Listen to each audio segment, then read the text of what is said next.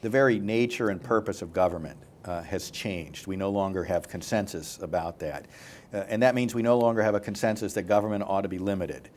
Some people think that government only does good, and therefore we need more of it. And in fact, if we can have it all-encompassing to take care of us from cradle to grave, that would be so much more good that that would be utopia on earth.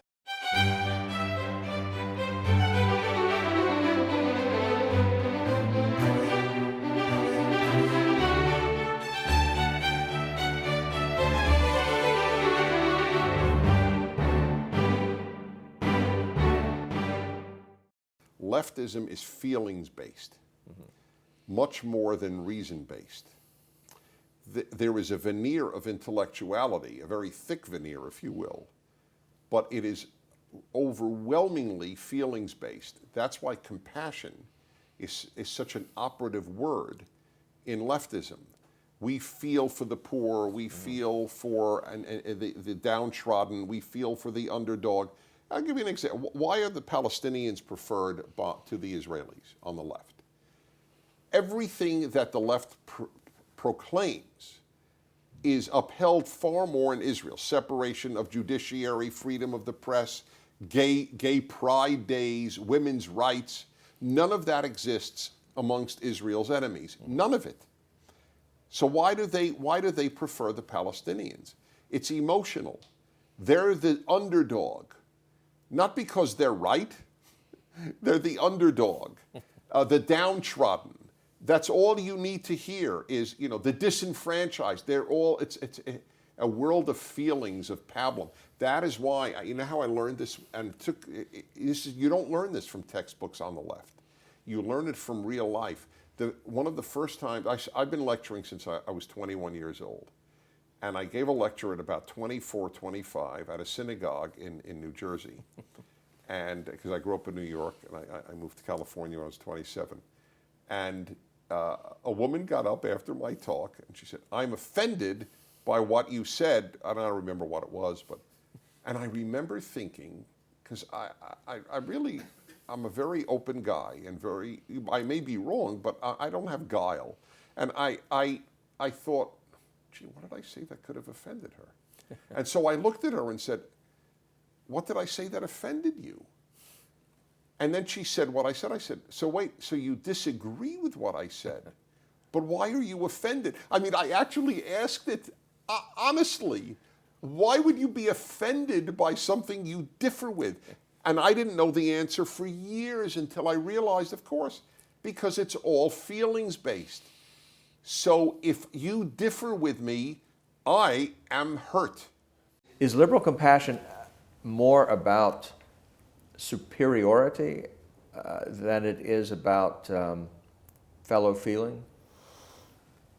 It's tricky. There's an undeniable element of noblesse oblige there, of this sort of Lady Bountiful social work kind of attending to the suffering of those who do not or cannot help themselves.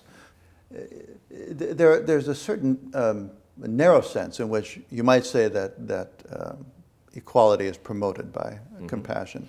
That would be, and I think liberal rhetoric emphasizes this a great deal, to get people to understand a certain equality of susceptibility. So what does that mean? Well, to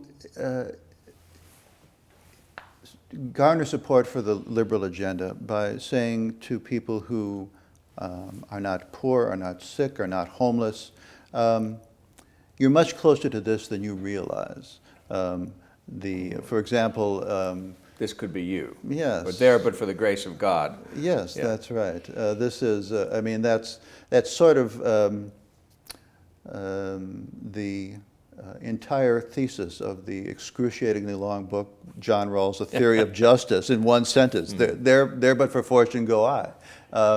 And so people are asked to imagine themselves and to reckon with the possibility that they could be the poorest person in society, the least advantaged, as Rawls said. We've now got a fight between the very purpose of government. Is it going to become comprehensive, all omnipotent government, or limited? And increasingly, the levers of government are being used to weigh in on the fight for big government. They've become their own faction, their own interest group. And we see the IRS scandal, I think, most clearly in that light, that they are protecting the prerogatives of government to treat all the rest of us as subjects, not as, in fact, their sovereign authority. And what recourse do citizens have then? Well, the first recourse is on the IRS things. There are statutory causes of action that one can fight out in the courts. If the courts end up siding with government on that, I fear that the recourse is going to be more revolutionary in nature. People are, I think, at their limit of tolerating government impositions in this way. When I testified in Congress on this IRS scandal, there was a woman who had founded a small Tea Party group down in Texas. And she gave a wonderful line. She says, "I am not here as a serf begging my lords and masters for permission. You have lost your understanding of your proper role in our constitutional system." And I think that says it really well. Let's pursue the fate of modern liberalism in two acts, so to speak. The first is the New Republic. What do you think of what has happened to the New Republic? Its longtime editors and many of its writers have resigned in protest against its new Silicon Valley publisher, Chris Hughes. Does this tell us something about the modern-day liberalism? Has it lost faith in progress? No. I would not draw world historical implications from a magazine that never made money, bought by a young rich guy who thinks in different terms and wrecks it. Do you have any sentimental attachment to the New Republic left? Do you share in the lamentations of Leon Wieseltier or others? Well, now you're getting personal. I admired it in the 1980s when I was there. It was a fantastic magazine. As you remember, great contention. It was in the arena. We argued in the pages. Fred Barnes was there. Fred Barnes and Mickey Kaus and Amity Shlaes was an intern there for a year. No, he was great. I remember writing the editorial supporting the Contras, and in the same issue, I was attacked by Michael Kinsley, who was against the Contras. So that's the kind of place it was. So I have nostalgia for a great magazine that is open to debate. The larger issue of liberalism, it's totally exhausted, but it has made so many gains, philosophically exhausted. No ideas, as Pat Moynihan wrote, I think, in 1979. But it has made so many gains on the ground in the expansion of the entitlement state that in some ways it has succeeded in real life where it is sort of intellectually bankrupt, which is not a good place to be. Where does it go after Obama, modern liberalism? Back to sanity. No, that's a joke. Here's the cliche is that American politics is a fight between the 40-yard lines, which is a center-right party, center-left party, unlike what Europe is, goal line to goal line. Obama tried to push the ball into the red zone, no pun intended. And that's not going to happen again because he has wrecked the party. Look, it's the lowest ebb in the House, in the state houses, in the governorships since the 20s. He's had personal success, but the party's been wrecked. It doesn't have a bench. It only has a single presidential candidate. There's nobody around. So I think the party will tack back. And if you saw a Clinton restoration, it would be the 90s again, I think. I mean, hard to tell with her because who knows what she thinks or believes. But I think that's where the party goes. Liberalism, I don't know where it goes, but the party will find some refuge in the current entitlement state. May not want to expand it, but will hold on to it tooth and nail.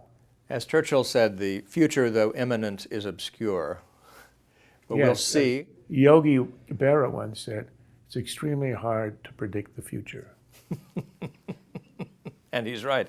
The only truism is from Herb Stein, the great economist, who once said, that I love this thing, if something cannot go on, it won't. So that's where liberalism has a problem. Thank you, Charles Krauthammer. Thank you, ladies and gentlemen.